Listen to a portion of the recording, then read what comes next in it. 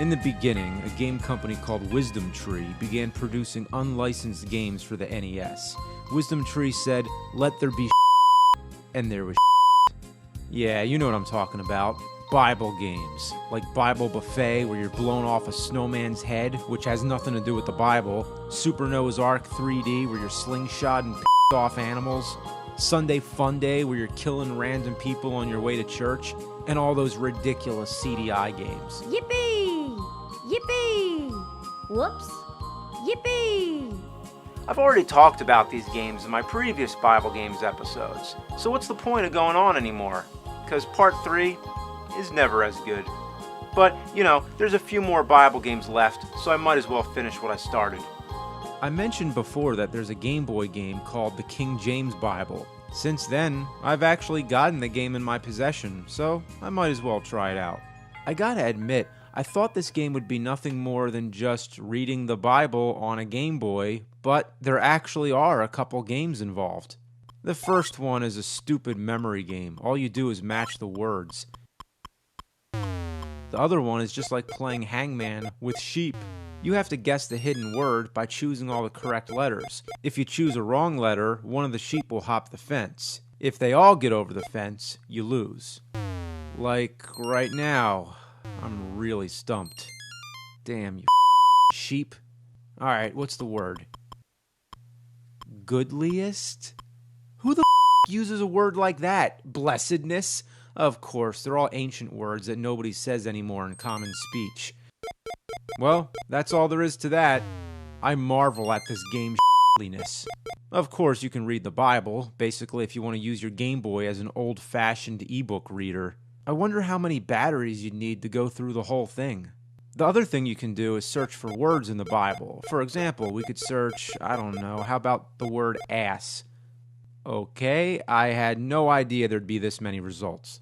Then they rent their clothes and laid at every man his ass. Lose his ox or his ass. Whose ass have I taken? Deliver unto his neighbor an ass. Which of you shall have an ass? He had found a young ass. The dumb ass, it says dumbass in the Bible, saddled his ass, opened his sack to give his ass. The lion had not eaten the carcass or torn the ass, riding upon his ass. Oh, I'm going to hell.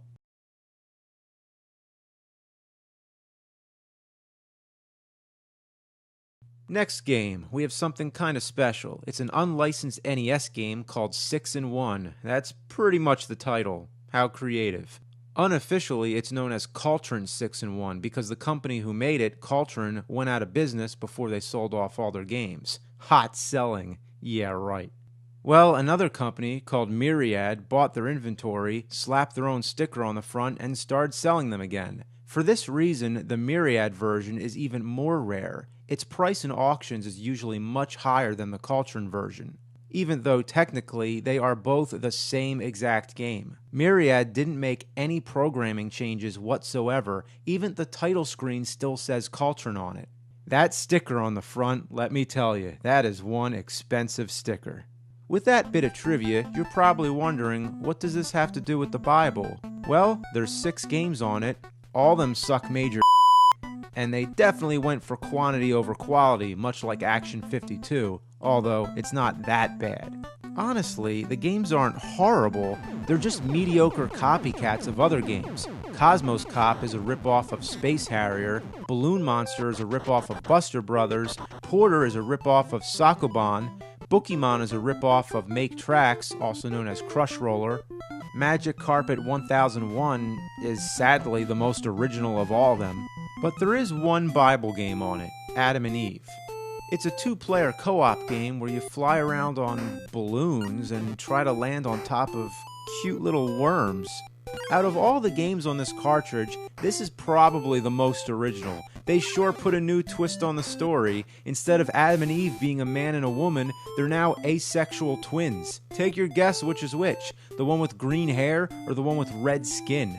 Are they aliens or something? Is that why there's space in the background? The Tree of Life apparently is now just a few bamboo sticks crossed together. The serpent is now a whole army of balloon flying worms. And there's a bird that lays eggs on you.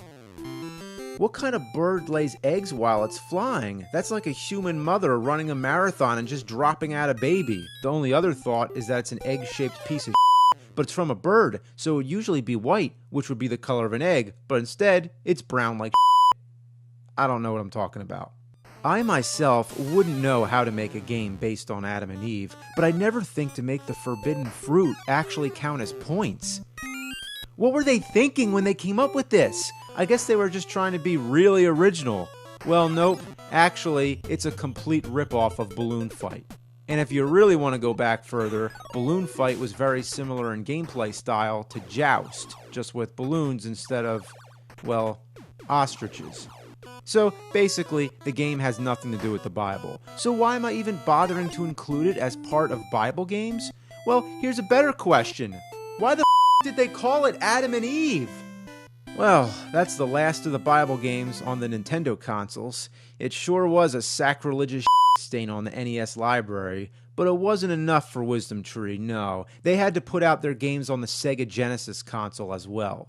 Tell you the truth, these are all games I've reviewed already on NES. Sometimes the Genesis versions are different, like they were with Action 52, but this is not the case here. All these games are nearly identical to their 8-bit counterparts.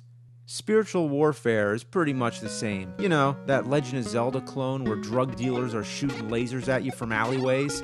Since the whole game functions just like Zelda, with item inventory and everything like that, wouldn't it have been nice to use the same save feature? Instead, there's this annoying password system. If you're gonna copy anything from Zelda, have a save feature.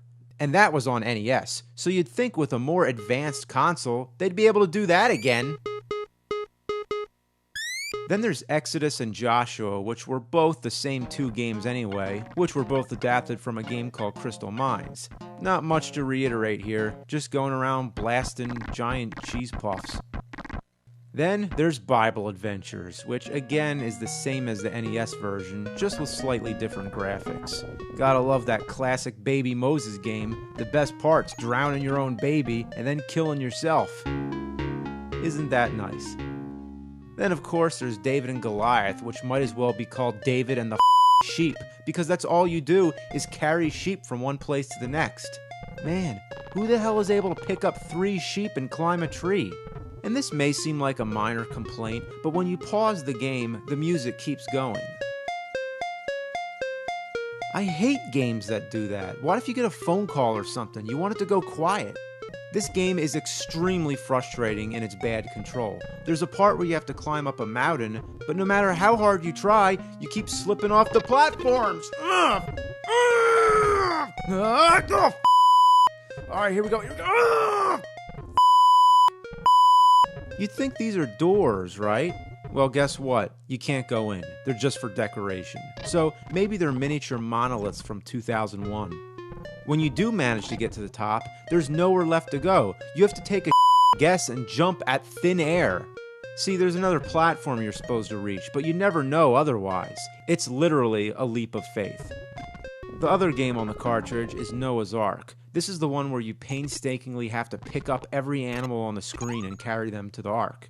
I've mentioned before how Noah is some super strong freak of nature, but he does have his limits.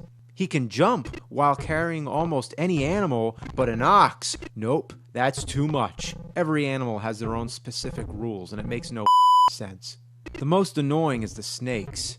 Man, Noah has some to be rescuing snakes. Indiana Jones wouldn't do that. No, he thinks Noah's a snake-saving sucker. Pee Wee Herman once saved snakes, but he fainted. That's right, in order of manliness, Indiana Jones, then Pee Wee, and then Noah. Keep in mind, Noah also has to be able to identify the male and female animals. So how does he have such a keen instinct for this? I mean, I'm no bird expert, but does the toucan exhibit any clear signs of its gender? If it's a female, does Noah look at it and think to himself, look at the cans on that toucan? The graphics are dull. There's so much brown. The Ark is brown, the trees are brown. Why's everything gotta be the color of It might as well be Yeah, those trees in the background are like logs of coming out of God's It's holy Things get all up by level 3. You gotta start collecting 7 of each animal. 7? What, are you kidding me? The monkeys. I hate them. They're so hard to catch. I'm gonna get you, you stupid monkey. Yeah, whatever it takes, face. You're slime. You're filth. I'm gonna rip you apart. Oh, and you're actually not supposed to save the monkeys. You're supposed to get the fruit that they're throwing. Really? How was I supposed to guess that? So the monkeys are supposed to drown in the flood after all. One of the worst things about this game is that Noah needs to visually inspect every animal you catch. It's not enough that the inventory is on the screen, clear as day, but no, you gotta watch every single animal run into the ark, one after another. Imagine if in Super Mario Bros., after you beat the level, you have to watch every coin bounce across the screen. I can't believe I actually decided to play through this whole game. I was curious about the ending, and it's not worth bragging about. It's just a suitcase floating in the sewers. Oh wait, that's supposed to be the ark with the flood. It rests on the mountaintop, and that's it. Well, that's Bible Adventures. That takes care of all the Bible games on Genesis. I could end things now, but I really don't want there to ever be a Bible Games 4. So there's one little bit of unfinished business. An NES game called King of Kings. I already reviewed this as part of my first Bible Games episode. It has 3 games in it. Jesus in the Temple, which is that Mario 2 ripoff where you're hopping across logs. Then there's The Wise Men where you're traveling to baby Jesus. That means it's the only Christmas game.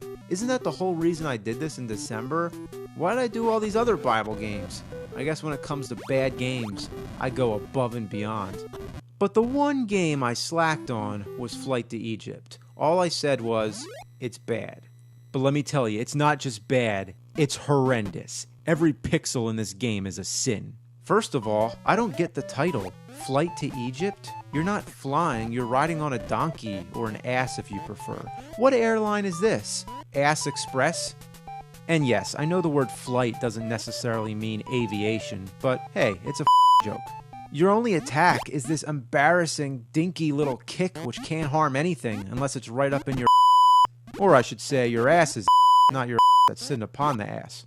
I guess you're supposed to be on a mountain because you're always moving upward. You think you're moving right, horizontally, but really you're on an upward slant, spiraling around, so if you fall down, you're actually backtracking to where you just were. Isn't that weird? And what's with all the ice stages? You're supposed to be going to Egypt. Did you get sidetracked on the North Pole? When you collect health, it only counts if you're able to answer a Bible question. I beheld blank as lightning fall from heaven. Anyone who's seen Street Fighter the movie should know that one. And here's a tip.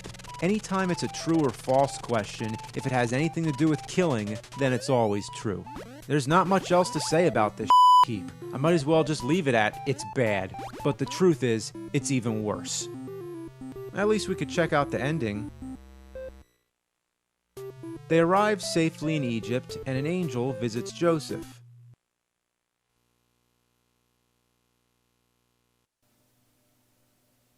And that's it? Did anything else happen? Did the angel say anything? Did the sight of the angel make Joseph sick in his stomach? Did the donkey stalk them in their sleep? What happened?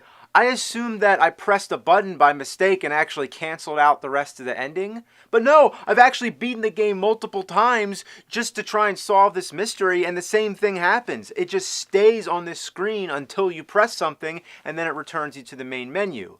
But I'm aware that the last screen is supposed to be plain text that says, "Give your heart to Jesus." But I'm not seeing it, so I'm assuming I'm supposed to beat all 3 games to see the true ending. And I'm not going through all that trouble. Although I will give my heart to Jesus.